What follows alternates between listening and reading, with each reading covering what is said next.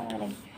कुठलं पण ड्रॉईंग करताना जेव्हा आपण वस्तुचित्राला ड्रॉईंग करतो ना, तर तेव्हा सुरुवातीला अशी एक रेषा ओढून घ्यायची, म्हणजे ही रेषा, नंतर याचं एक सेंटर काढून घ्यायचं.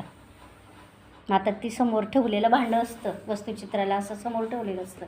जे पण भांडं असतं त्याचं निरीक्षण करायचं आणि त्याचे 4 भाग करून बघायचे. मग 4 भागामध्ये आपल्याला अंदाज येऊन जातो की हे चित्र कसं आहे. नंतर मग तळाचा विचार करायचा. आता आपण ह्या कागदावर फक्त बादली काढतोय, त्याच्यावर फक्त मी असं मोठं करते ड्रॉईंग. पण जेव्हा असं समूहाचे भांडे राहतील तर तेव्हा बादली एवढी येईल, त्याच्या बाजूला मग येईल, असा अंदाज घ्यायचा. समोर ठेवलेल्या भांड्यांकडे बघायचं, निरीक्षण करायचं की ते भांडे कशा प्रकारे ठेवलेले. आज फक्त आपण एकच ओनली वन म्हणजे फक्त बादली काढतोय, त्याच्यामुळे मी मोठ्या आकारात काढते. तुम्हाला इतकी मोठी बादली तिथे नाही काढावी लागणार परीक्षेला. मग समोर बादली जी दिसली आहे, आता बादली समजा ठेवलेली, कदाचित डस्टबिन पण ठेवलेला असेल. डस्टबिन आणि बादली जवळजवळ सारखाच आकार असतो, फक्त त्याला कडी नसते आणि खालचा बेस असतो तो पण थोडासा वेगळा असतो. मग आज आपण बादली काढू आणि पुढच्या म्हणजे उद्या आपण बकेट काढू, आपलं डस्टबिन काढू. आज बकेट काढून घेऊ. ह्या एवढ्या गोलमध्ये बरोबर वरचा गोल बसला पाहिजे, दोघं बाजू समान यायला पाहिजे. आणि याला पट्टीचा वापर करायचा नाही. आपल्याला सूचना दिलेलीच असते प्रश्नपत्रिकेत पण, की यांत्रिक साधनं वापरायची नाही. यांत्रिक साधनं म्हणजेच पट्टी, कर्कटक, ते वापरायचं नसतं. याला हाताने ड्रॉईंग करायचं म्हणजे नियमच असतो तसा. काहींना नाही जमत तरी काही विद्यार्थी त्याचा वापर करतात, पण तसं करायचंच नाही. आता हा झाला वरचा बेस, हा झाला खालचा बेस. असं परफेक्ट ड्रॉईंग यायलाच पाहिजे. आणि पेन्सिल अशी वापरायची की आपल्याला खोडायचं काम नाही पडलं पाहिजे. अगदी हलक्या हाताने रेखाटन करायचं. वरचा भाग, मधला भाग. आता याला फक्त डबल करायचं आपल्याला.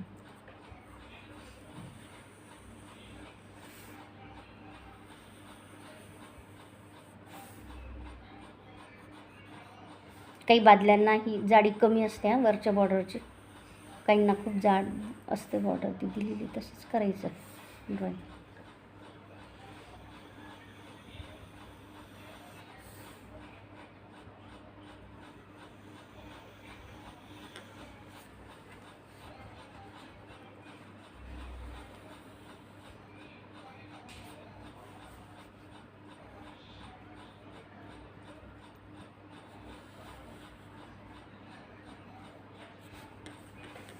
आता कडी खालची बेस असतो तर खाली असतं ते तिथे दाखवलं आहे म्हणून काढायचं. समजा एखाद्या समोर ठेवलेला बादलीला नसेल तर डायरेक्ट प्लेन काढायचं.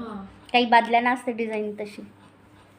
कडी दिसत असेल तर कडी काढायची, नाही काढली तरी असं काही कंपल्सरी नसतं. बकेटची कडी काढलीच पाहिजे बा असं काही नाही.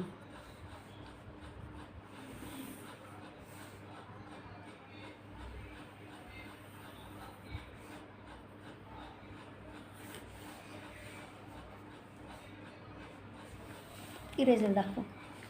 आता हे झालं बादलीचं परफेक्ट ड्रॉईंग.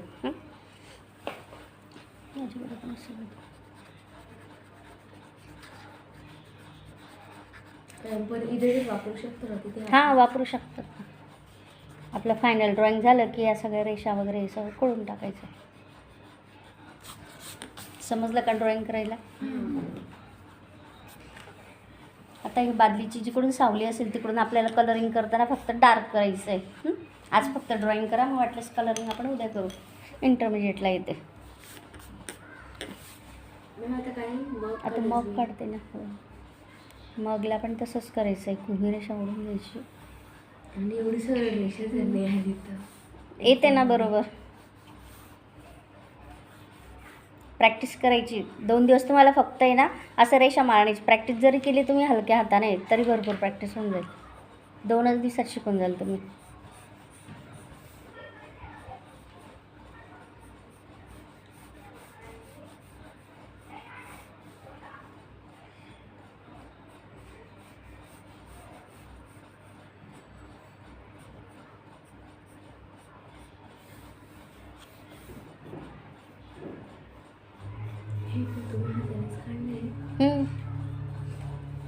हातानेच काढलं.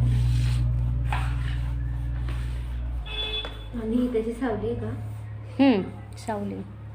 आता ही ड्रॉइंग झालेलं आहे, आता याला फायनल करते हा. पेन्सिल कलरने करायची का आपल्या साध्या पेन्सिल? नाही, कलरनेच करायचं ना.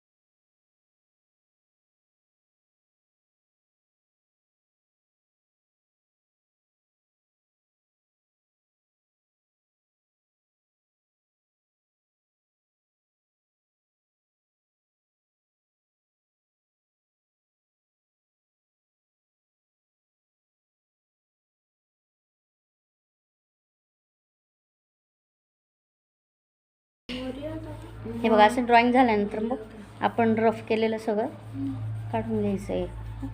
आधी असंच तुम्ही पण ड्रॉइंग करा, अगदी कच्च्या पेन्सिलने, हलक्या पेन्सिलीने ड्रॉइंग करायचं. मग फायनल झाल्यावर त्याला डार्क करा.